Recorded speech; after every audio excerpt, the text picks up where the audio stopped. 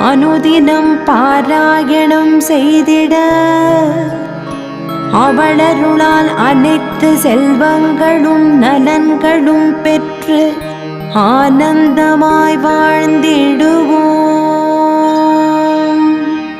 தாரமர் கொன்றையும் செண்பகமாலையும் சாத்தும் தில்லை ஊரர்தம் பாகத்து உமை மைந்தனே உலகேழும் பெற்ற சீரவிராமியந்தாதிய போதும் என் சிந்தையுள்ளே காரமர் மேனி கணபதியே நிற்க கட்டுரையே